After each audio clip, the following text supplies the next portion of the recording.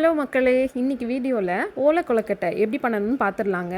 அதுக்கு வந்து 1 கிலோ பச்சரிசியை இந்த மாதிரி நல்லா வாஷ் பண்ணி 2 மணி நேரம் தண்ணியில் ஊற வச்சுருங்க. நல்லா ஊறி வந்ததுக்கப்புறமா அதை இந்த மாதிரி நல்லா ஃபில்டர் பண்ணி எடுத்துகிட்டு ஒரு வெள்ளை துணியில் நல்லா ஸ்ப்ரெட் பண்ணி வச்சு ட்ரை பண்ணி எடுத்துக்கோங்க. நம்ம புட்டுக்கெல்லாம் ட்ரை பண்ணுவோம்ல, அந்தளவுக்கு நீங்கள் வந்து ட்ரை பண்ணி எடுக்கணும். நல்லா ட்ரை ஆனதுக்கப்புறமா அதை வந்து ஒரு மிக்ஸி ஜாரில் போட்டு நம்ம சலித்து எடுத்து வச்சுக்கணும். இந்த ஓலையில் தாங்க நம்ம இன்றைக்கி வந்து கொழுக்கட்டை பண்ண போகிறோம். அந்த அன்ஈவன் பார்ட்ஸ் எல்லாம் கட் பண்ணிட்டு இந்த மாதிரி ஈவனாக வந்து நீங்கள் கட் பண்ணி வச்சுக்கோங்க. அதுக்கிடையில் நம்ம போய் மாவு திரிச்சிட்டு வந்துடலாம். பார்த்தீங்கல்ல, நம்ம வந்து அரைச்சி எடுக்கும்போது கொஞ்சம் ஒரு மாதிரி நரநரன்னு இருக்கும். அதனால் நீங்கள் வந்து அதை சீவ் பண்ணி எடுத்துக்கோங்க.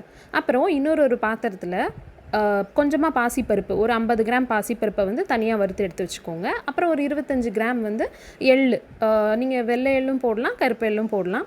அதை வந்து நல்லா ரோஸ்ட் பண்ணி எடுத்துக்கோங்க. அதே மாதிரி 2 கையளவு தேங்காய் பூ, அதையும் வந்து ட்ரை ரோஸ்ட் பண்ணி எடுத்துக்கோங்க. அது கூட கொஞ்சமாக ஏலக்காய் பொடி, சுக்கு பொடி, இதையும் வந்து மிக்ஸ் பண்ணி தனியாக எடுத்து வச்சுக்கோங்க.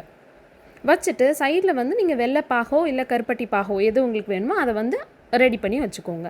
அப்புறம் நம்ம சலிச்சு வச்சுருந்தோம்ல மாவு, அது வந்து 2 பேட்சாக கொஞ்சம் கொஞ்சமாக போட்டு நீங்கள் வந்து சாண்ட் டெக்ஸ்சர் வர்ற வரைக்கும் நல்லா ஃப்ரை பண்ணி எடுத்துக்கணுங்க. நல்லா வந்து ரோஸ்ட் பண்ணி எடுத்துக்கணும். அதை எடுத்ததுக்கப்புறம் நம்ம அந்த தேங்காய் பாசிப்பருப்பெல்லாம் வச்சுருந்தோம்ல, அதை வறுத்து வச்சுருந்தோம்ல, அதை வந்து இந்த மாவு கூட சேர்த்துக்கோங்க.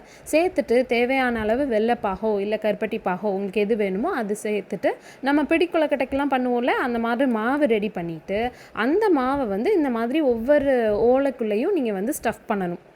இதில் வந்து ரொம்ப அதிகமாக பிடிக்காது, ஆனாலும் வந்துட்டு எவ்வளோ தூரத்துக்கு பிடிக்குதோ அந்த அளவுக்கு வந்து நீங்கள் உள்ளே ஸ்டஃப் பண்ணிவிட்டு டைட்டாக ஒரு ப்ரெஸ் பண்ணிங்கன்னா எக்ஸஸாக உள்ள மாவெல்லாம் வந்துட்டு வெளியே வந்துடும். அதெல்லாம் நீங்கள் எடுத்து போட்டுடலாம்.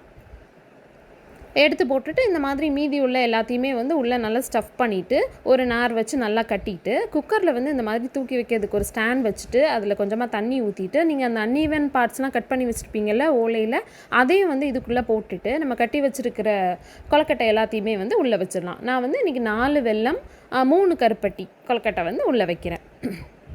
உள்ளே வச்சுட்டு நீங்கள் விசில் போட்டு எடுத்துட வேண்டியதாங்க. நாங்கள் வந்து ஒரு 4 விசில் வச்சோம், நல்லா வெந்து வந்துருச்சு. அவ்வளோதான். இதை எடுத்துட்டிங்க அப்படின்னா நல்ல ஸ்லீக்கான, நல்ல ரொம்ப எப்படி சொல்கிறது, நம்ம நார்மலாக பிடி கொழுக்கட்டைலாம் வந்து ரொம்ப டென்ஸாக இருக்கும்ல, இது வந்து ரொம்ப தின்னாக இருக்குங்க. அதனால் சாப்பிட்றதுக்கு வந்து நல்லாயிருக்கும். அதே மாதிரி அந்த ஓலையோட ஃப்ளேவரும் இருக்கிறனால ரொம்ப டிஃப்ரெண்ட்டாக இருக்கும். கண்டிப்பாக ட்ரை பண்ணி பாருங்கள். எப்படி வந்துச்சுங்கிறத கமெண்ட்ஸில் சொல்லுங்கள். வீடியோ பிடிச்சிருந்துச்சுன்னா லைக் பண்ணுங்கள், சேனலை சப்ஸ்கிரைப் பண்ணிக்கோங்க. தேங்க்ஸ் ஃபார் வாட்சிங். பை.